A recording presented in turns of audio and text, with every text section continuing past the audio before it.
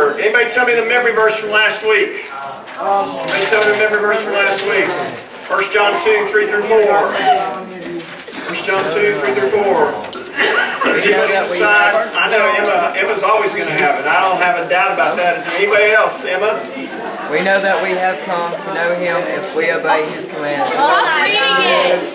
I still can't. You got to use what you got. Go ahead, Emma. You're not reading it. Good try, Squirrel.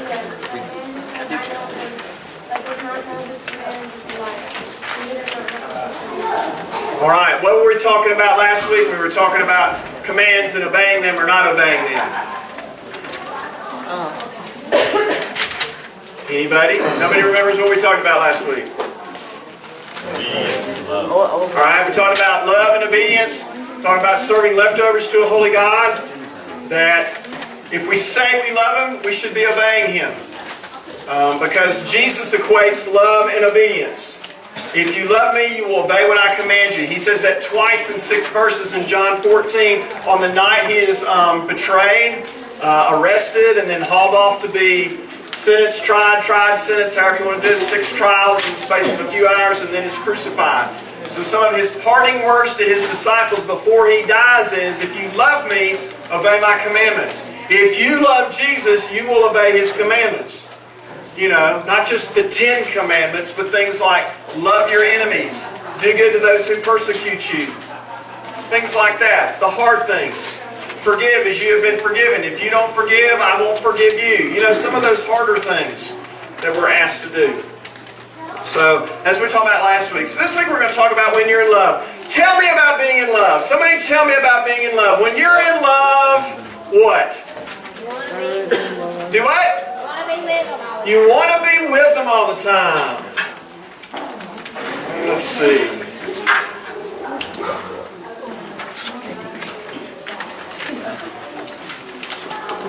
You'll do anything to please them. You want to be with him or her. What'd you say, Nathan? You what? Do anything to please them. Okay, let's change that. That's even more graphic. Say it again. You do anything to please them. You do anything to please. Anybody else? Some of you that know about being in love, some of you don't have a clue about being in love, you never have been. Kimberly? What? You feel special. That's real self-centered. That's okay. But you do, yes. Somebody else. When you're in love. Kimberly, when you're in love. She's still working on that. She's still working on that, okay. You didn't get that on video, did you? Yeah, we just did the whole thing. You do anything to please your husband. You would do anything to please, okay. See that? Well, we already got that. Nathan got that. You do anything to Clean please. the house even after you're super tired and cook supper. Okay. Okay.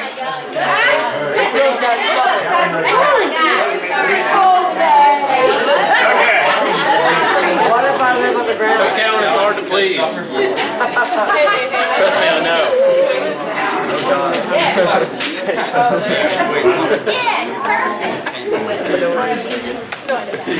Kimberly says when you're in love, you give when you have nothing to give. Yes. I'll ask Michael tomorrow. No, I'm just kidding. Just let him watch. Anybody else, when you're in love? You don't care what anybody thinks. We care what the person thinks. In love with. You don't care. How about this? You don't care what others think. You don't care what others think. Anything else? Anything else? You want to be like them? You want to be like them? So you want to be like Bruce? I try. Okay, you try. All together now. Same to you, baby. You want to be like them, okay? All right, I'm about out of room, but I'll write something else if I got anything. Laura, You'll get butterflies on your stomach every time they talk to you. okay. You feel funny. Well, that's like feeling special. Yeah, but that's, Or you have a stomach ache. That's just bad food. Well, some people wouldn't call it feeling special, but yeah. Anything else? All right. All right. Now, let me ask you this. Does this describe your relationship with Jesus? Nope. Do you want to be with Him? Would you do anything to please Him? Does He make you feel special? Do you give to Him when you have nothing left to give? Could you care less about what other people think about you? Do you want to be just like Him? Do you feel funny when He talks to you? And if He does, you should feel funny. Because that would be a special thing for you to hear Him audibly speak to you. But you ought to be able to, there ought to be some deep feelings when He speaks to you in the way that He speaks to you. And for everybody that's different. But does this describe your relationship with Jesus Christ? Because this is what you said it's like when you're in love. And we are supposed to be in love with Jesus.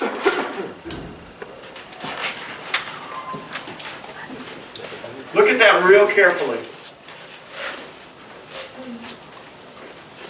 And if that doesn't describe your relationship with Jesus Christ, what do you need to do starting tonight? What do you need to do starting tonight? I want to ask you one more question. I'm going to have to read this. If you could have heaven with no sickness, all the friends that you have here on this earth, all the food you've ever liked, all the leisure activities you've ever enjoyed, all of the natural beauties you've ever seen, all of the physical pleasures you've ever experienced, no human conflict, no natural disasters, could you be satisfied with heaven and all of that if Jesus weren't there?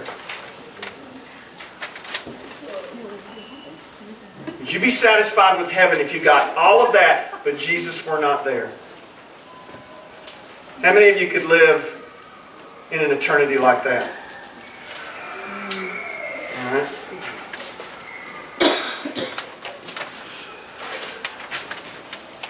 See, the whole key is love.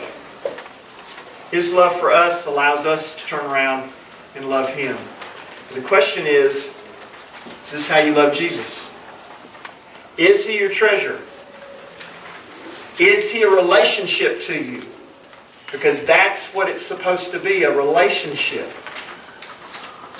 A relationship based on love. Obviously, He loves you. The question is, do you and I really love Him? This is the only way we have to describe it, is our other relationships.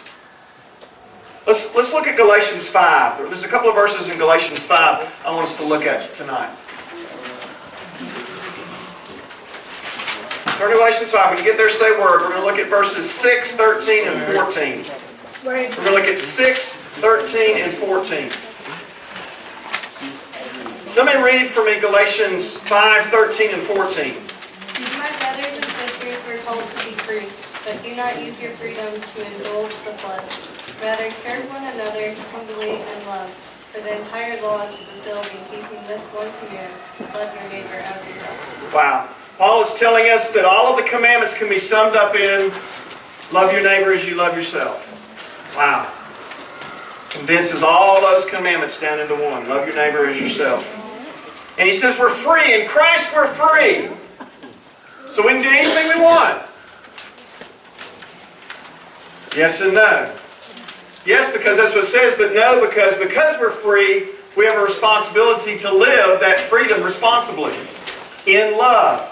There are certain things we would not do because we love. Because we love Jesus and because we love others. But go back up a few verses and look at verse 6. Somebody else read verse 6. For in Christ Jesus neither circumcision nor uncircumcision has any value. The only thing that counts is faith expressing itself through love. Doesn't matter whether you're rich or poor, it doesn't matter your skin color, it doesn't matter anything except that you have faith. And remember what we said last week about faith?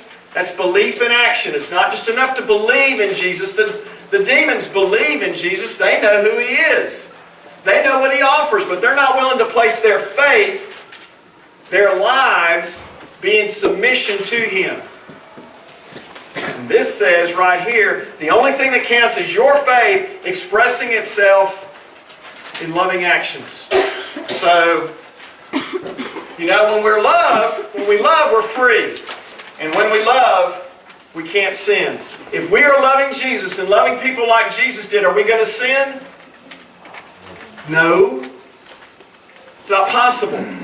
It's not possible. If we are loving Jesus and loving others like He did, we're not going to sin. We're going to be too busy loving. We're going to be too busy expressing our faith in actions to be about sinning. It doesn't mean we won't or we can't. It just means if you're doing what Christ has called you to, if you're in a love relationship with Him, you're not going to have time for anything else. You're not going to have time for anything else. Let me ask you this question. Is loving God, and by extension, loving others, what you're about? That's the question I want you to answer. Are you loving God, and is what you're about loving God, and by extension, loving others? Raise your hand. That's what you're about. That's everything you're about. Okay, at least we're honest. So what you're saying is, you love God and other stuff. And that goes back to a couple of weeks ago. You can't do that. Yes, you can do that, but what does that put you in danger of? If you love God and other stuff, what does that put you in danger of being? Lukewarm. And what's Jesus going to do to lukewarm people? Vomit them out of His mouth. Cast you away. Because you can't say, I love God and. I don't say I love God and Miss Norma. Won't do that. I love God. And because I love God, I love Miss Norma. It's not I love God and Miss Norma. I love God. And because I love God, that's why I love Miss Norma. It's not the other way around. It's not I love Norma because of that I love God. Though she had a lot to do with me really getting in touch with my faith and leading me to a new level of being a follower of Jesus Christ. I love God. And because I love God, I love Miss Norma. And because I love God, I love my daughters. And because I love God, I love all of you. But it is all about God. He is first. He is foremost. He is number one on a list of one. I don't even do the God is first, Norma's second, the girls are third. God is first. That's the only person on the list. Because of that, everything else flows from underneath it. That's Matthew 6:33. Seek ye first the kingdom and His righteousness, and everything else will be added. If God's first, everything else falls into place. If God's not first, your life is just all tangled up. One minute you love God, the next minute you love sports. One minute you love God, next minute you love your boyfriend or girlfriend. One minute you love God, next minute you love your job, or you hate your job, or whatever. But God's got to be first. That's where it all starts. So what you all are saying tonight is, I'm not there yet. How many of y'all are saying I'm not there yet? How many of y'all want to get there? How many of y'all are willing to pay the price to get there? Okay, all right. We can work with that. We can work with that. But this is how we usually treat God. Either, how many of y'all feel like you have to pay God back? You know, He died on the cross. He sent Jesus down on the cross. How many of y'all think you got to pay God back by being good? Anybody feel like they got to pay God back? Nobody feels like they got to pay God back? Wow. I'm the only one in the room that feels like they need to pay God back sometimes. All right, that's okay. How many of you feel like you've got to prove? You've got to prove that you love God. I'm going to show everybody that I do by doing this or doing that. How many of you feel like you've got to prove? All right, a few more. And the rest of y'all just don't know, do you? Okay, for most of us, it's one of two. If we don't have it right, most of us feel like either we've got to pay God back or we've got to earn His favor. How many of y'all feel like you got to earn His favor? Anybody feel like you got to earn His favor? Like you got to do a certain amount of good so He'll love you? All right? Okay. All right.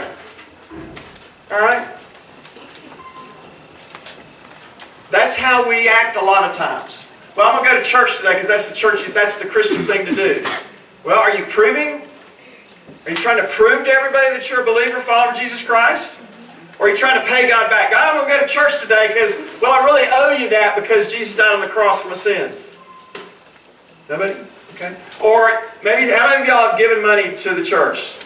Okay, a lot of you. Now, have you done that because you're trying to make sure you got that salvation, or are you trying to prove that you love Jesus, or did you really do it because you really loved Him? I wait for an answer from the people who actually raise their hands. Okay, so you're doing it out of obligation? Yes. Oh, okay, now we got it. How many of you do things for Jesus out of obligation? You do it because He tells you to. How many of you do things for your parents because they tell you to? Oh, yeah. Ah, okay. Now, think real carefully before you answer this. How many of you do things for your parents because you love them? All right. How many of you do things for Jesus simply because you love Him? Not out of obligation, not because He says, if you love me, you will obey me, but you want to because you love Him. That's what I'm trying to get at. A lot of you raised your hands, you do things out of obligation to your parents. You don't do it because of love, you do it because they tell you to, because they'll beat your butt or whatever if you don't. Right? Let's be honest, right? How many of you do things because if you don't, you get punished? How many of you do things for your parents because if you don't, you get punished? Yeah. How many of you actually feel the same way about God? If you don't do this, you know you'll get punished. Ah, there we go. Now we're getting it. Now we're getting it. It's not the way it's supposed to work. Notice I said it's not the way it's supposed to work. We're supposed to do things for Jesus not out of fear of punishment, because that means we don't really have love. Because you're saying, well, then I don't really feel like my salvation is sure and secure. Like if I screw up, then I'm out of luck. You got it? You see what I'm saying? You're doing something out of obligation. You're not doing it out of love. We need to get to the point where what we do, reading our Bible at night or in the morning, praying to God, coming here Sunday or Wednesday, we're doing because, well, yeah, I enjoy it, but because I love Jesus. I want to be around Him. I want to be around His people. I want to be around His Word. That's what we need to be doing. When you're in love, you do things, all right? When you're in love, is this out of obligation? No. Is this out of obligation? You feel like you got to do it? Is this out of obligation? Is this out of obligation? Is this out of obligation? Is this out of obligation? You want to be like them?